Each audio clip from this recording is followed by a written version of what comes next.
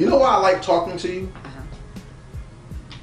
Because it's very rare to find somebody that gives you good conversation. Especially as a man. You know how we always say women can't raise a boy to be a man, and man can't raise a girl to be a woman and stuff? Let me tell you the flip side to that people don't actually think about. As a woman, you don't know how under attack a man of color really is. Because for women, it's always, what I've heard, I'm not saying you've done this, there ain't no good men. I make more than him. I don't need him. I don't need no man. Your daddy ain't ish. Don't be like your father. And every case is different. But the one prevailing thing is that when you're a man of color, you're the enemy of the state. So you're not educated equally. Your behavior is more under the microscope. And with the abundance of trying to define gender and what a man is, those words hurt. And being that you have a company that's trying to, or that is, inspiring and expunging the hate from people's ideals through clothing, how important is it to you to build people, not man and woman, whatever, people up so they can see the higher vibration of consciousness? Because it goes back, to me it's very simple. It goes back to why we were created. Why were we created? All of us are humans, right? I believe we were created to help each other. Okay. I believe we were created to help each other, because the times when you're down, if someone is coming to you to help you up, then you can become back to who you were supposed to be and better. So if we look at humanity and why we were created, which I believe is to help each other get back to whatever, either heaven or whatever you want to believe in. True. Then it's a test. And it's also, we were also created to enjoy the fruits of nature. And I think once you take off the distractions, you will see how beautiful the trees really are. You'll see how beautiful the earth really is. And you know, people are like, and I just recently talked about this, people are like, well, why do we have all these tsunamis and all this stuff? While they can be creating different storms, that can be true, but at the same time, when you or anyone, and I'm not just saying you as in whoever's watching, but I'm just saying when anyone disregards their trash on the ground like nothing, that is basically what you're telling nature, like you mean nothing to me. So why do you think nature would want to care for you back, right? Because the same way that we breathe out carbon monoxide, it gives us oxygen back, right? So the same way we throw trash, it's like, okay, I'm gonna give you back what you threw to me. So if we keep on putting all these chemicals and all of the garbage that, you know, we're not carefully discarding, it's going to continue to give back what we are experiencing now, which are the tsunamis and all. That's my belief.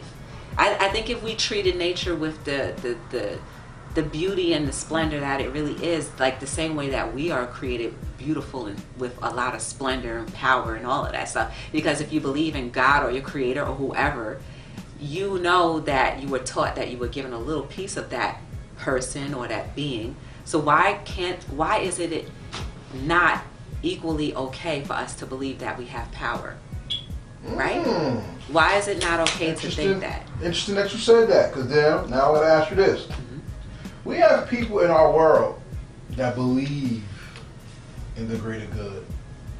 There being a difference. And the greater good is hated in mainstream society. For instance, the Honorable Minister Louis Farrakhan has been banned on social media. Yes. And his words were about empowerment. There are certain preachers who are banned from mainstream church preaching because they teach that the church mainstream does not teach about God, they teach about finances. There are people who believe in the higher vibrations that are banned because they don't want to see the chakras or the feminine and masculine energy, etc., etc., etc., etc. And the only way they get to express that is through their wordplay. I'm a hip-hop man. So wordplay is very important for us, and it's also very dangerous to others. How do you watch your words, and are you careful with your words, or does the message proceed the word? I hope that I never have to say much, but the shirts can say enough. I believe that, there are bigger forces than us who want to keep the majority in a depressive state. So yeah, you become a threat, because anything good means that ultimately you'll have freedom.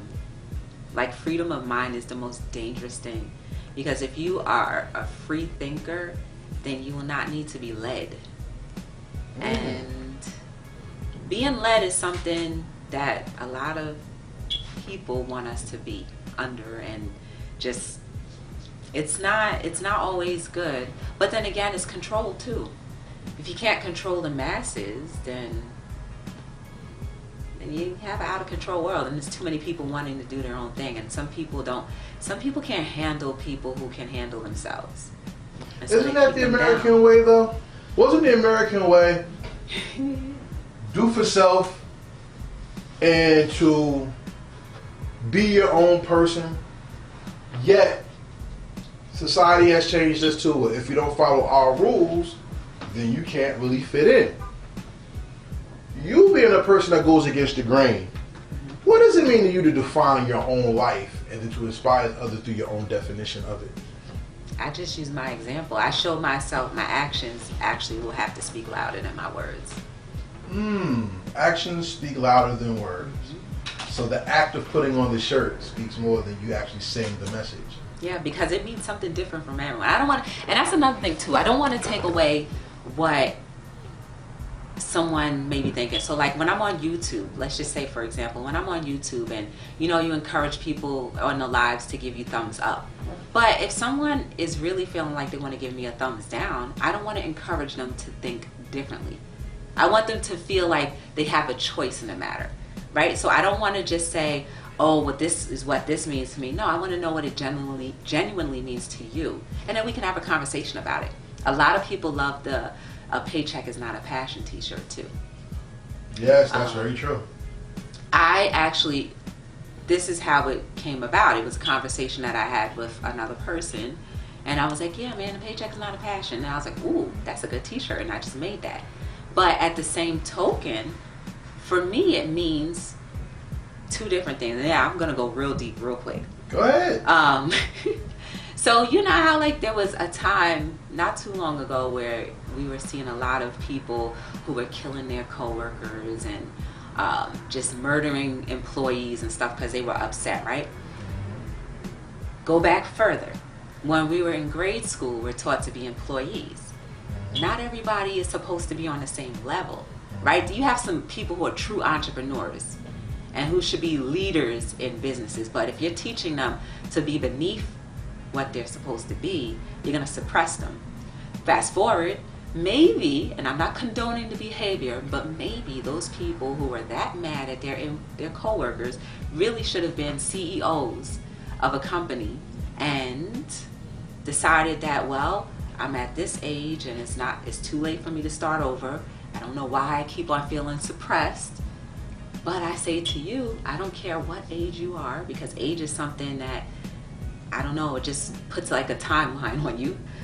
So anytime anybody asks me my age, I'm like, I'm ageless. But anyway, if you really have something that's burning your soul, I do not care how old you are, you go after that. Because when you follow your passion, it always ends up making way to what you need financially. And financially doesn't always need to mean that we need to have all the material things in the world. The only thing, in my opinion, that is the most valuable asset that any human being can have is time. You can never get that back. You can always make money, but you can never replay 5 minutes ago, an hour ago, a year ago. You can never redo that. So, with whatever time you have, because we do not know when that time will end, make sure you are being a difference. Make sure you are utilizing and doing and being the best person that you can be, because you can't do it over again. So remember, everybody, guys, time is really the most valuable commodity that any human being can have. And we all have different levels and variations of time. So do your best to enjoy as much of it as you can.